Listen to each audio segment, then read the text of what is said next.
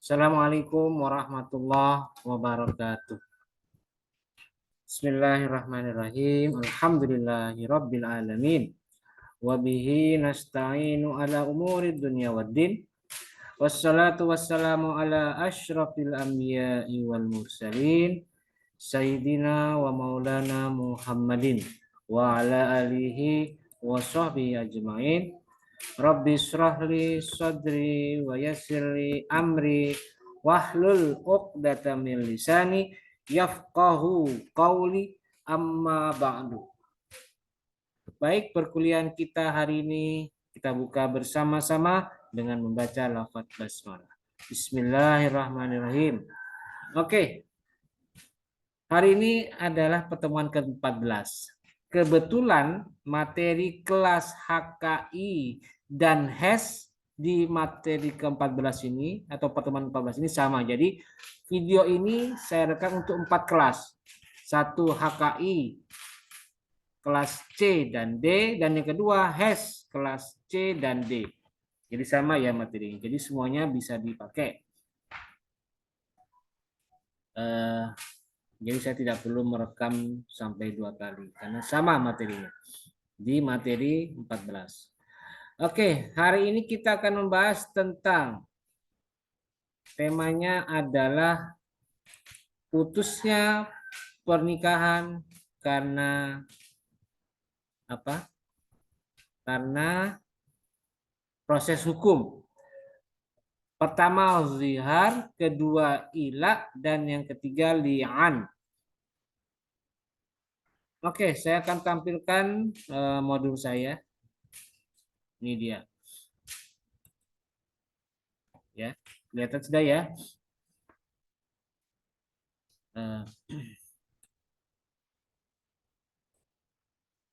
Bahan kajiannya jelas ada 3. Pertama, pembahasan tentang zihar. Kedua, pembahasan tentang ila. Dan yang ketiga, pembahasan tentang li'an.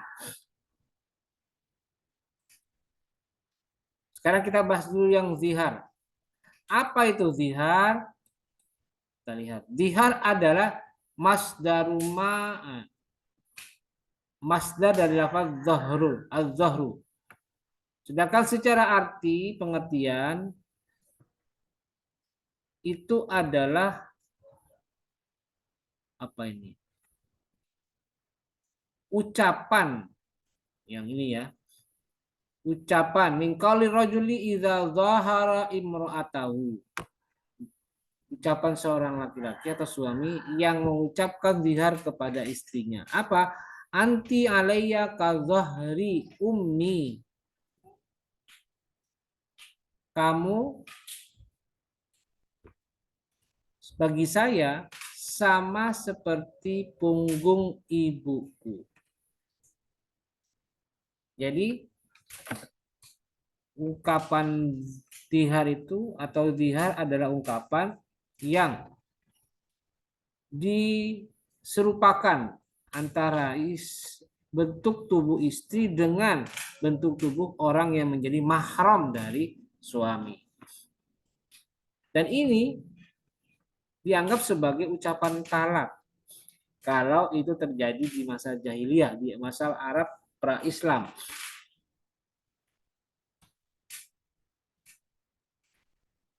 Dan itu dianggap sebagai ucapan talak. Nah, sekarang pengertian secara syar'i bagaimana zihar? Zihar adalah huwa ayyushabbihur rajulu zaujatahu bimra'atin muharramatin alaihi alat ta'bidi. Yaitu seorang laki-laki menyamakan istrinya dengan perempuan yang haram untuk dinikahi selama-lamanya. Jadi istri disamakan dengan ibu, atau istri disamakan dengan saudara kandung perempuan, atau istri disamakan dengan bibi perempuan atau bibi kandung atau nenek dan lain sebagainya. Dan yang disamakan adalah bagian-bagian yang menjadi aurat. Misalnya apa itu? Kal-zahri, punggung, wal batni dan perut, wal fakhzi dan paha. Gitu ya. Nah, sekarang bagaimana hukum zihar? Zihar hukumnya adalah diharamkan atau mengucapkan zihar itu bisa bisa menimbulkan dampak hukum. Jadi hati-hati. Dasarnya adalah Al-Qur'an surat Al-Mujadilah ayat 2. Wa innahum layakulunna munkaram minal qawli wa zura.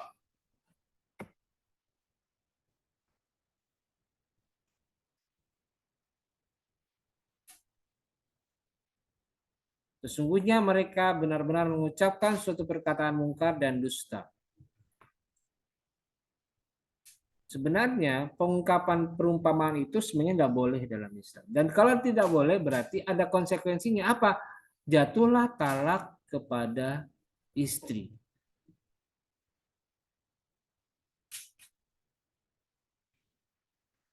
Karena ada ayat lain di surat Al-Ahzab ayat 4 yang mengatakan wa ma ja'ala azwajukumul la'i tudzahiruna minhunna ummahatikum.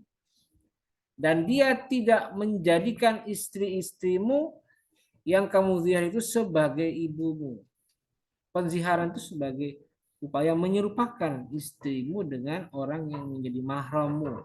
Dan itu tidak boleh. Maka jika terjadi pengungkapan perumpamaan itu dalam bentuk zihar, maka dianggap sebagai pengharaman atau jatuhlah hukum keharaman. Jadi perempuan atau istri itu tidak boleh disentuh. Jadi seperti itu ya hukum zihar secara syar'i. Nah, bagaimana rukun dan syarat zihar? Rukun dan syarat zihar itu ada beberapa, ada 4. Menurut jumhur. Menurut Hanafiyah itu cuma 1. Lafadz yang menunjukkan zihar itu rukun zihar. Tapi menurut jumhur itu ada 4. Pertama, al-muzahir atau orang yang mengucapkan zihar. Wal muzaharu minha. Kedua, muzahar minha atau istri yang dizihar. Wal lafdu awis sighatu, lafat atau sighat. Wal musyabbahu bihi, dan yang diserupakan atau perkara yang diserupakan. Itu rukun dan syarat zihar. Apa itu maksudnya? Muzahir itu adalah suami. Muzahar bihi adalah istri. Wal lafdu atau sighat, lafaz atau sighatnya gimana? Yaitu mayasduru aniz zauji min alfadin sharihatin au kinayatin, yaitu ucapan suami berbentuk rapat yang jelas. Saya kalau tadi kan anti alayya kazahri ummi, itu ucapan zihar. Dan yang keempat adalah musyabbabih atau perkara yang diserupakan. Siapa? Ya ibu bisa atau perempuan yang mahram lainnya. Baik mahram karena nasab, sesusuan atau musyawarah. Nah, ini syarat muzahir. Oke, silakan kalian baca sendiri ya. Syarat-syaratnya apa saja? Antara lain ada berakal, balik, muslim, dan keterangan yang lain. Silakan kalian baca. Ini muzahir, ini muzahar. Syarat perempuan yang dizihar itu apa? Ini dia ada. Kemudian yang syarat musyabbabihi ada juga di sini. Silakan kalian baca sendiri saja. Nah, sudah saya jelaskan semuanya di modul ini. Nah, sekarang kafarat zihar bagaimana? Atau denda atau sanksi yang harus dibayarkan oleh seorang muzahir jika dia menzihar istrinya. Ini perhatikan. Dampak yang ditimbulkan oleh zihar yang dilakukan oleh suami itu 1. Jika suami menyesali ucapannya, maka suami hendaknya mencabut ucapan ziharnya.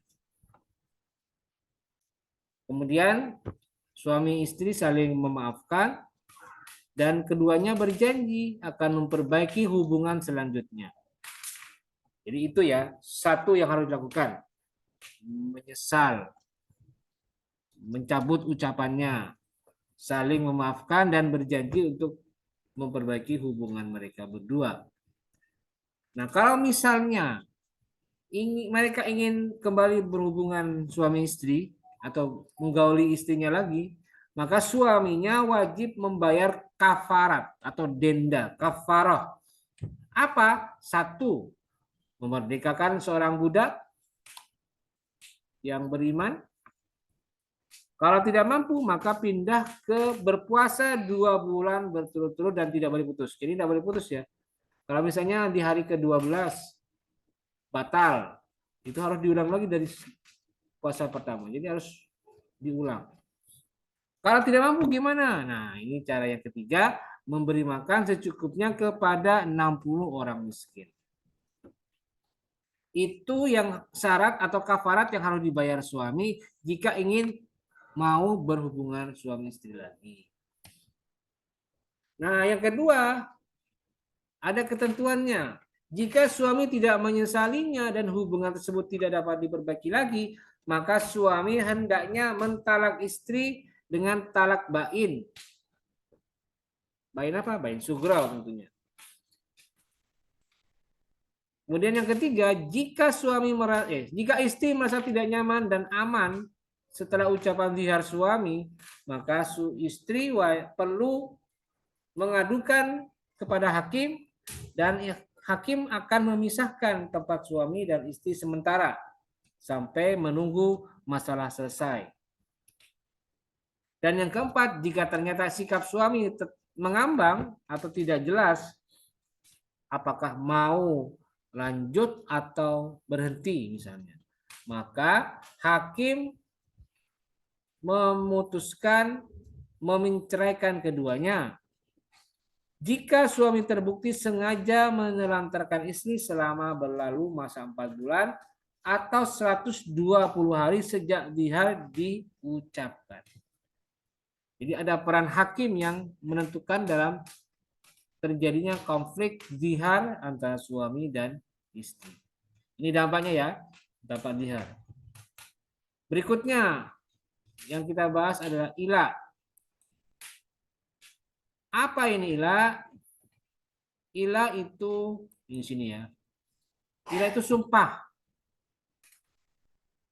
atau yamin, halfun, halfu, al-halfu.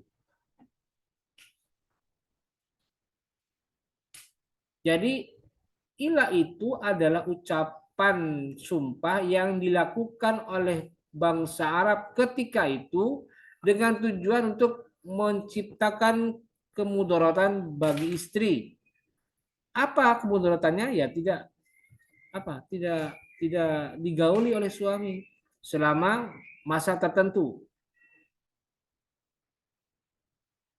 Itu biasa dulu orang-orang Arab pra-Islam sering mengucapkan sumpah di depan istri. Misalnya kalau bahasa orang Jawa itu tak sumpahi, kowe tak ora tak apa-apa ke, kamu saya tidak apa-apain selama 4 bulan. Dengan emosi gitu ya. Ya kayak begitu. Nah, dengan datangnya Islam, dengan datangnya syariat Islam, maka diubah. Boleh, silahkan kalian mengucapkan sumpah, tapi ada batasannya. Jadi tidak ujuk-ujuk diucapkan terus-terus sepanjang suami mau. Tidak, tetapi ada batasannya. Dan Islam memberikan batasan paling lama 4 bulan.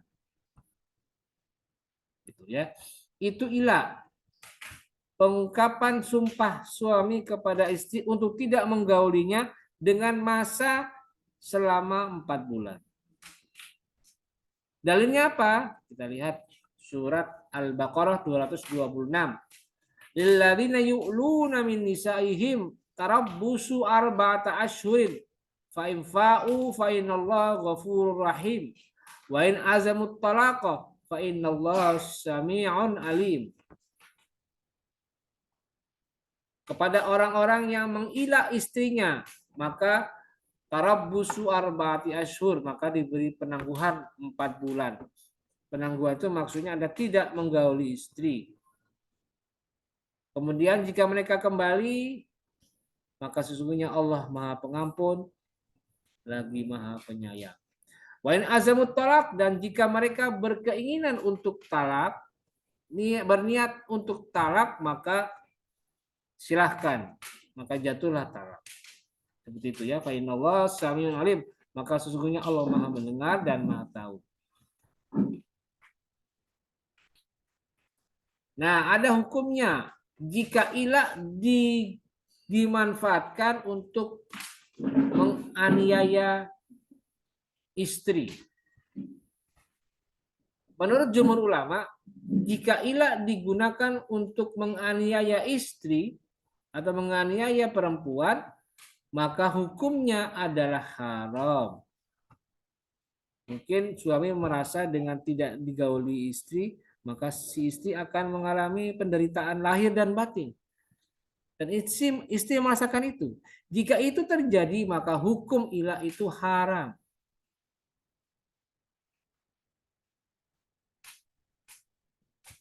Nah, sekarang kita lihat rukun ilah. Ilah itu ada 4 rukunnya. Pertama, al-halif atau orang yang bersumpah. Kedua, al-mahluf bihi atau orang yang dijadikan sebagai sumpah. Sedangkan al-mahluf alaih adalah objek sumpah. Dan yang keempat adalah al-maddah atau masa waktu. Hal itu siapa? Yaitu orang yang bersumpah. Nah, silakan kalian baca sendiri pengertiannya siapa itu orang yang bersumpah. Kemudian pandangan mazhab-mazhab mengenai orang yang bersumpah seperti apa. Silakan dibaca. Al-mahluf ini, al-mahluf bihi adalah orang yang dijadikan sumpah, yaitu siapa? Allah. Itu al-mahluf, Allah. Demi Allah. Nah, berarti kan sumpahnya demi Allah. Sedangkan al-mahluf alaih adalah objek sumpah. Apa itu? Ya, persetubuhan. Objek sumpahnya. Demi Allah, saya tidak akan mensetubuhi kamu selama 4 bulan. Nah, kan? Tidak mensetubuhi itu berarti mahluf alaih, objek sumpah. Dan al-muddah atau al-maddah. Oh, muddah ya, masa, bukan maddah. Muddah, masa.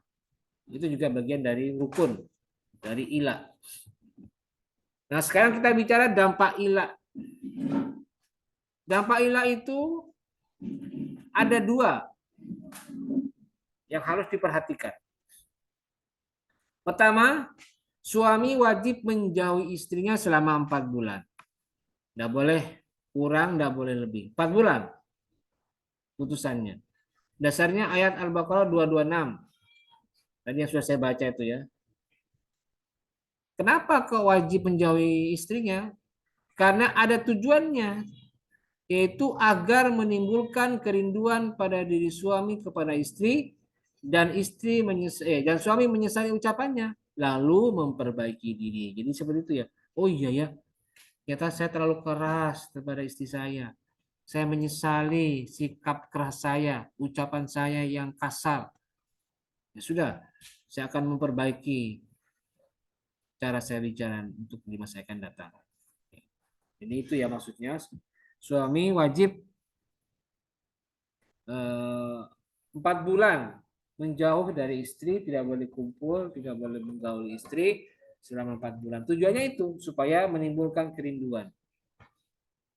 Dan yang kedua, jika ingin kembali setelah 4 bulan selesai, suami wajib membayar kafarat sumpah. Terdiri 1, menjamu atau memberi makan 10 orang miskin. Atau jika tidak mampu, memberi pakaian kepada 10 orang miskin. Atau jika tidak mampu, memerdekakan seorang budak. Kalau misalnya semuanya tidak mampu, maka kafaratnya adalah berpuasa selama 3 hari berturut-turut. Ya, semuanya didasarkan pada ayat surat Al-Maidah 89. Kemudian yang ketiga, ternyata ada 3 ini. Jika selama 4 bulan itu tidak ada perubahan atau suami tetap menaruh kebencian kepada istri, maka suami dapat menjatuhkan talak atau istri mengadu kepada hakim dan hakim menetapkan terjadinya perceraian. Ini seperti itu. Itu ilah. Dan yang terakhir adalah li'an. Apa li'an? Pengertiannya adalah wat-tardu wal ib'adu min rahmatillahi ta'ala. Yaitu pengusiran dan penjauhan dari rahmat Allah.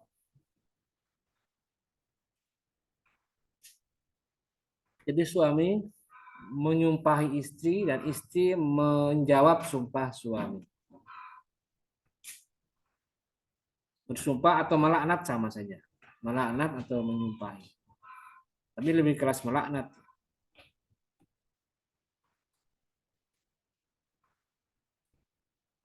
Ini pengertian Hanafiyah dan Hanabilah, yaitu kesaksian yang dikuatkan dengan sumpah yang diiringi dengan laknat dari pihak suami dan dengan kemarahan dari pihak istri.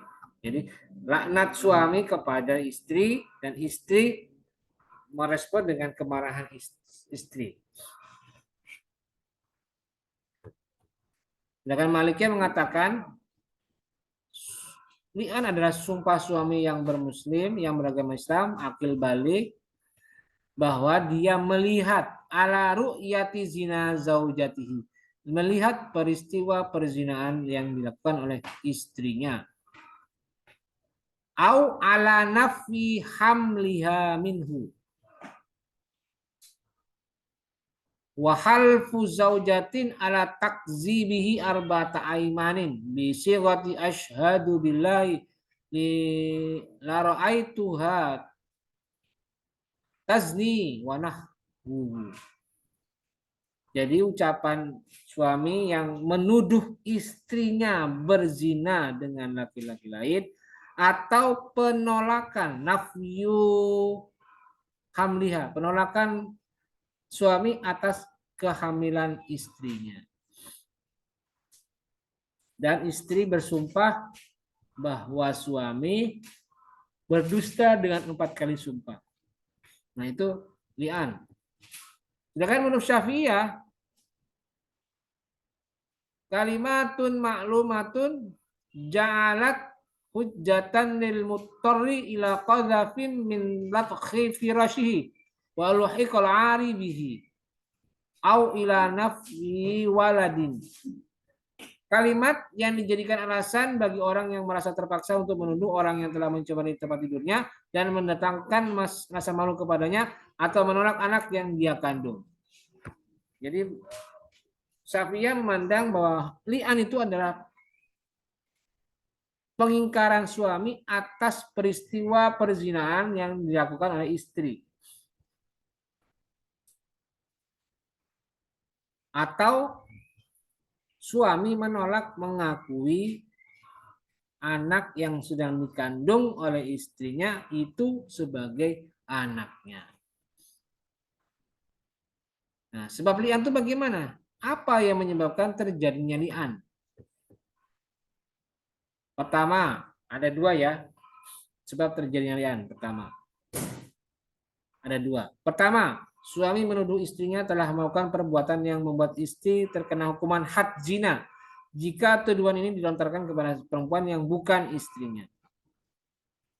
Pertama, suami menuduh istrinya berzina. Kedua, nafyul hamli awil waladi atau awil waladi. Awil waladi. Penolakan suami atas kehamilan anak. Jadi ada 2 ya. Pertama, suami menuduh zina. Kedua, penolakan atas anak yang dikandung oleh istri. Rukun li'an itu ada berapa? Menurut jumhur ada 4. Kalau Hanafiyah cuma 1, lafadznya saja.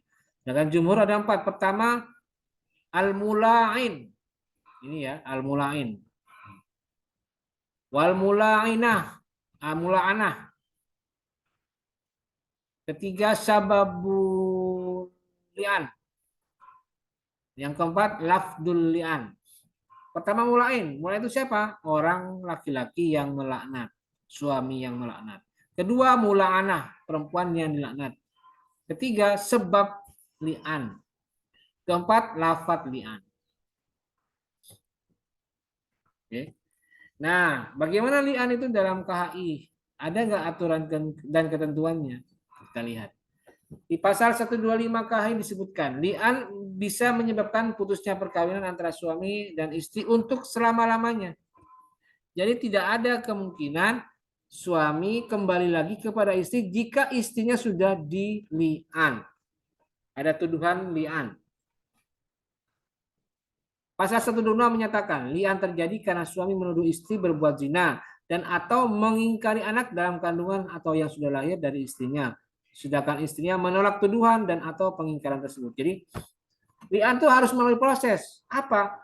Pertama, suami menuduh istrinya, bersumpah menuduh istrinya telah berzina dengan laki-laki lain sebanyak 4 kali. Dan kemudian tahapan berikutnya, istri juga bersumpah sebanyak 4 kali dan di sumpah kelima, dia menyatakan jika saya salah, saya siap dilaknat oleh Allah. Ini ketentuannya tadi ya.